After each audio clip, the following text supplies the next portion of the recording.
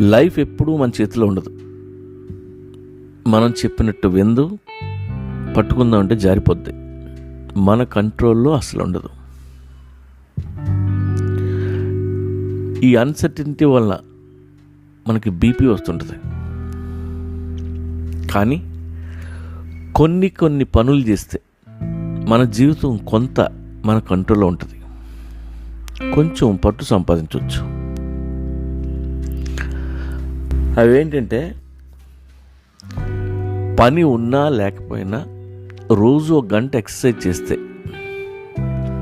30% జీవితం మన కంట్రోల్లో ఉన్నట్టే. ఎందుకంటే దానివలన చాలా హెల్త్ ప్రాబ్లమ్స్ రావు. ఏ హాస్పిటల్లో గడపాల్సిన అవసరం ఉండదు. మంచిదే కదా. మంచి డైట్ తింటూ నీళ్ళు ఎక్కువ